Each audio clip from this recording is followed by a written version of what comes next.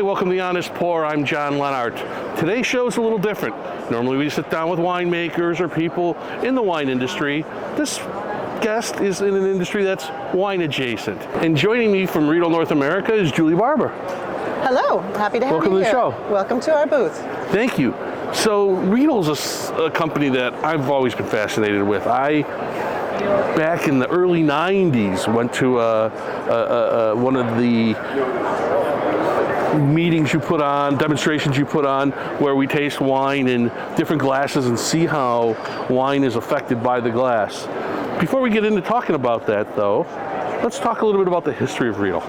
Okay, Riedel is a company 268 years old. We started our first glass factory in 1756. It's in Bohemia, which is now part of the Czech Republic. And this company was first producing window panes because of the wartime, so they were producing the window panes. And then through the generations, we were doing different artistry in glass, where there would be buttons or crystal chandeliers or pieces of art that we were doing. And we also were the ones to develop the color in the glass, how to color glass. And as we jump through time, then we go to 1945, and in 1945 we lost everything in the war. So this was a devastating blow, and the Riedels then had no company business, nothing to run. So jumping ahead to 1956, there was a chance to take over the factory in Kufstein, Austria, which is where we sit today. Our headquarters and our handmade factory is in Kufstein, Austria. In 1956, it was the 8th and 9th generation who started the factory. This was Klaus and Walter Riedel, and along then came George Riedel. And in this part of it, in 1958, Klaus was starting to blow glass, and he was the first man to create what we call the egg shape. Before the egg shape, everything was with a plunger. And with the plunger, you always had the conical shape from the glass. And what does that mean? When you have the conical shape, all the aromas go out of the glass. You get nothing on the aroma. And I think the aroma is so important because it sets you up for what you want to taste. Sure. So it's so important. Your sense of smell is so much more attuned than your sense of taste. Your palate starts to water. When you get that, you're breathing in and you're like, I want to taste what I smell. And when you don't smell anything, you lose it. So with the egg-shaped glass, it was holding in the aromas. It was not grape varietal specific, but it was the egg shape. And then noticing when you're drinking the wine from the glass, the aromas started to come through because they were captured in there. And with that then, Klaus started to make glasses more in a bigger style because people wanted something like, oh, I'm tired of these little tiny glasses who don't hold any beverage. So he came up with something called the Sommelier Burgundy Grand Cru. And this glass was created in 1958 and has been in the Museum of Modern Art and won many awards. And when they were tasting wines from the glass, it brought forth something to say, wow, something's happening that when I taste from this glass or a different, whatever the glass lineup was, the wine was changing. Not the wine was changing, the perception was changing. The perception. And so then this came to, okay, let's taste. And they sent this to one of their Barolo friends. And he said, wow, my wine is fantastic. And then he sent it to one of his friends in Bordeaux. And he says, this was Klaus. He said, I don't like my wine in your glass. Whoever blamed the glass was never known before to blame the glass is not working. So this led to the concept of grape varietal specific, and this is what George Riedel had created. So Klaus had the egg shape, George Riedel had then grape varietal specific. So he took the line and perfected it to have the style of the wine to match the rim diameter, the flow, the size of the glass, and how it initiates flow to the palate. So prior to that, there was never wine glasses were glasses, and that was it. There were no specific shapes for Burgundy or Bordeaux or Riesling. Never heard of. And wouldn't you say, is that the craziest thing you ever heard of? Thank George for that. The craziest thing you ever heard of. That was George. George for that. That was George for that. And what that did then in 1973 with the Gaia family, they launched, because they are a distributor in Italy, they have a distribution business as well. I don't know if we want to put all that in. Got to get your wines all around the world somehow. And we launched the set of glasses, but these were beautiful, but these were handmade glasses, and we only have a factory of a few people who can make this glass. It takes a team of 5 to make one glass. And so what George did, he found a production to do machine production. And with this machine production, we could have a lower price glass. We could have a bigger production. We could then go outside of just the European Union area, and we could go now around the world. We opened up subsidiaries around the world, and now we currently have 8 subsidiaries where we have our own companies. and we distribute to over 126 countries. Then after that, so what's fun is the generations. We have 9th generation, 10th generation, and then we have from Maximilian Riedel, 11th generation, Riedel O. Ever thought about just taking the stem off the glass? Something for more casual affairs, maybe a garden party or picnic, not a dinner where you're opening up, Grand Cru Burgundy. Exactly. We call this the casual, but this set a whole new standard in glassware, a whole new category. And now it's copied around the world from almost every glass producer, and it's really a category of its own. We celebrate 20 years of O this year, so we have a big celebration with sleeves, with glitter with the Riedel glass, or shine with Riedel. We put the little sleeve on the glass to celebrate the 20th anniversary, and it's just a fantastic lineup. Let's talk a little bit about how the proper glass and a proper quality glass can enhance your enjoyment of wine, from how the shape affects it, how there's a tactile effect, and maybe we can walk through the different shapes you have.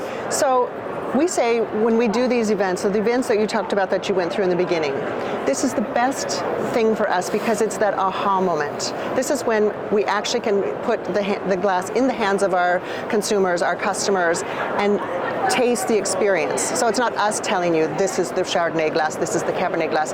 It's you figuring out for yourself, what is this shape doing for me? So what I like to do is take you through a journey of the senses. And this is what we're about. So we call these tools, instruments. Just like you have a golf club, you need more than one golf club to play a round of golf. You need more than one a knife in the kitchen. So these are tools that we use. And what I like to say is very, very confusing that we have a lot of lines and a lot of glasses, and do I need 150 glasses, or how many glasses do I need? Well, we say buy what you drink. If you only drink Chardonnay, you only need one glass and one for your partner. But I can't help it if you like Pinot Noir and Cabernet. So what we do is there's 5 glasses from around the world, and those shapes are where we talk about floral whites. Floral whites go in here. We have, we have a Chardonnay. So what we have here is oaked Chardonnay. And this is, so we have here only the skins and yeast. But then you do the introduction of oak. And oak is very expensive. What do you pay, over $1,000, $1,200 for a barrel of oak? Here. And if you put it in here, you don't get the oak. Sure. So after everything as a winemaker you've spent to put your oak in here, and you don't have the proper opening, and the opening is the rim diameter and the shape. So what we call this is when you drink from this and you have your floral whites with yeast and skins, or yeast, I'm sorry, no skins, yeast and fruit, you have to tilt your head back. This is what we call initiate flow. So when you initiate flow, you have to put your head back to get the wine. This is what I call the kiss. So here, you can see where the wine is going to flow to my palate. My head stays straight, and you look at the rim diameter and the opening, and it's coating my entire palate with all this beautiful oak that you've put into the wine. The last one, or last couple one, Pinot Noir. Pinot Noir is for what we call thin stem grapes. So in the red varietals, thin-skinned, medium skin, and thick skin. So this would be your light skin, which is Pinot Noir and Nebbiolo. Got to have the right Pinot Noir. Pinot Noir is the most difficult to play with because you either make it right or you don't. Yeah. There's nothing you can play around Challenging with. grape to begin with for a maker, let alone Exactly. And then you have the Bordeaux blend. So you have the Cabernet, the Merlot, Petit Verdot. This is when my wine doesn't taste good in your glass. Right. If I were to put a Cabernet, and that's what we do in those events, I would put my Pinot Noir in the Cabernet glass and have you taste it, and vice versa. And even though I have a Riedel red wine glass, perfect glass, beautiful glass, it's not the right tool for the grape variety you have unless you have it in the perfected glass. And we also like to talk about the other one I would be missing. So we have the 4. The other one for all the grapes around the world would be the Syrah glass, and that would be the medium skin grapes and everything. Really, these are the most. This is Pinot Noir Nebbiolo. This is the Bordeaux blends, and almost everything else goes in Syrah. Really? Because it's that. It's interesting. Yeah. These are the 4, not this line, but these are the 4 stems that I have at home. Okay, great. Yeah, those are the ones that are most popular. And our number 1 selling glass is always Cabernet. And typically for Syrah, depending on the make itself, I float between. We're going to have to get you a Syrah glass and try the difference yourself. We'll do that. Try the difference yourself. In fact, I'll send you one home with you. We have it here. So we've got the line of glasses here now. Now, Riedel is known known to produce a very high quality glass, and along with that, you have to pay for the quality you're getting. Let's talk about the line of glass, where the glasses that you have, sort of the price, different price points. You know, do I have to spend $100 a stem in order to enjoy my wine? No, you don't. So what we say, the general rule is buy what you drink. So buy from the varietal to the price. So if I'm buying, it's not always true, but this is a guidance. If I'm buying my $40 bottles of wine, I want to start in my Venom glass or something like this. So Venom is a good baseline. Venom is a good baseline. So the price of the wine, you pay about a $40 glass. No, sorry, less than that. Okay. 35. You know, and if you're drinking Instead of 2. $30 to $50 or $70 bottles of wine, think about how many bottles of wine you're going to open for that one glass, and how much more of enjoyment you're going to get out of that $40 stem. That's exactly right. We don't make the wine better, as we talked about in the beginning. We make the perception of the wine better, and that's what's important. So when you taste the wines, and you are saying, okay, I'm going to build a wine cellar, how do you become a wine collector? You buy more than you drink. Well, unfortunately, yeah, right. But you want to enjoy. So when you say you invest even $20 in a glass, okay, this works perfect. I can pour my Petrus in here. I can pour any price. Please don't. No, because it functions perfectly. It functions perfect. We give a guidance to say the price of the wine should match the price of the glass. Sommelier or Veloce is a super great lightweight glass. But it doesn't mean you have to be that way. I can drink anything I want in my O glass, in my sommelier glass, or in my Veloce glass. This is the key. I've said it many times, and not as an affront, as a compliment. Riedel has really turned me into a glass snob.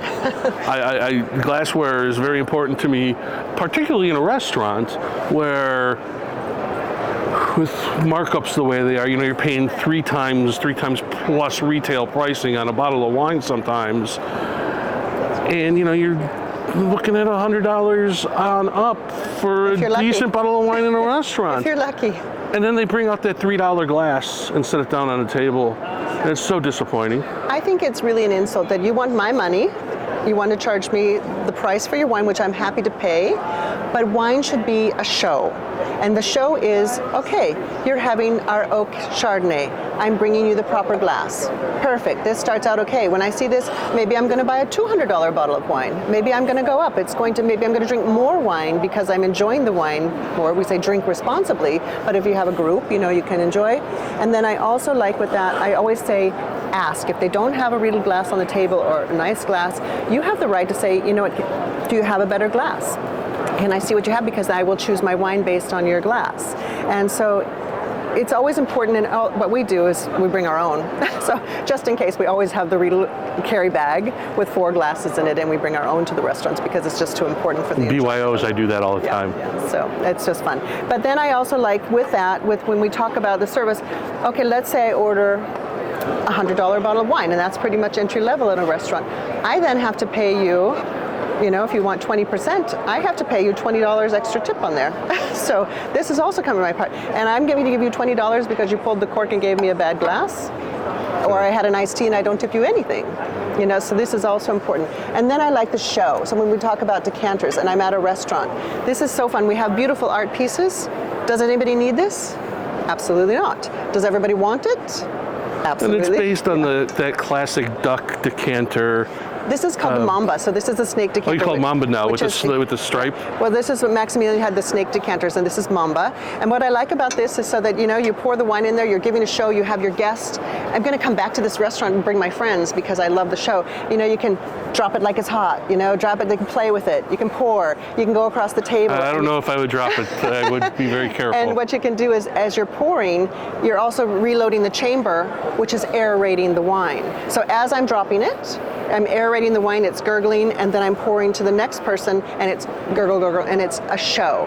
Am I going to come back and be happy that I paid you the $20 or whatever? Of course, yeah. Now you're. This is what restaurants are missing. What makes me go back to this restaurant on this corner versus the restaurant on that corner?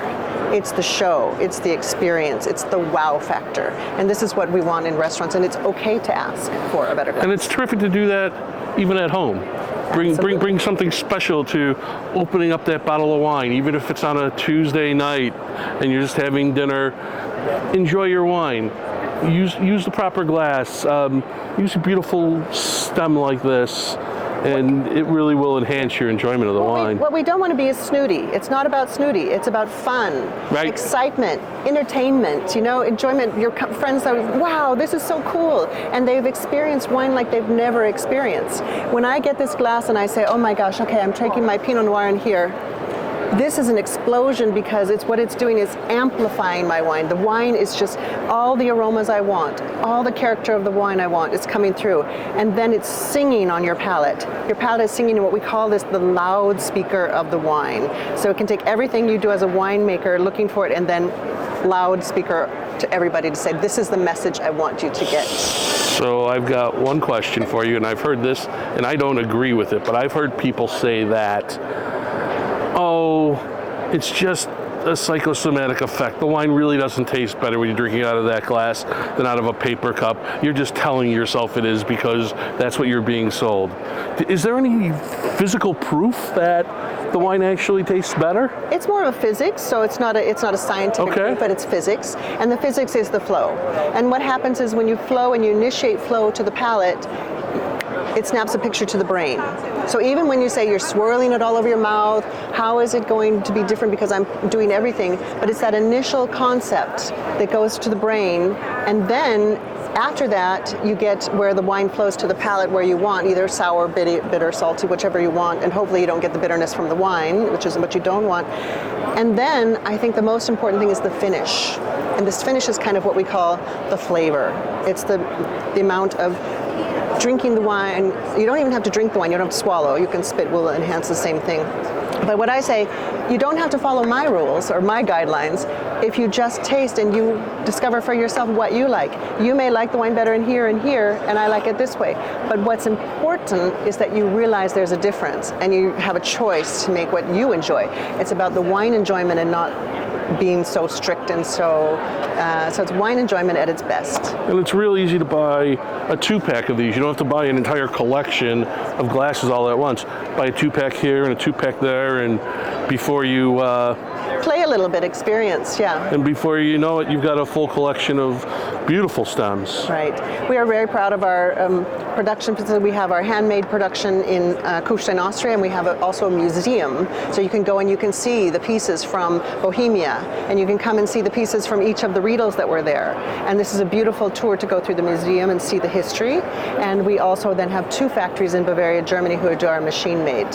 Well, when I come to Austria, I'm coming to the museum. Please come visit us. We'd love to have you there. Julie, thank you so much for your time. It was a pleasure wonderful. having you and learning all about how to further enjoy wine with the proper stem. I would say if I could leave you with, when using a Riedel glass, you turn a sip into a celebration. Cheers. Very nice. Cheers.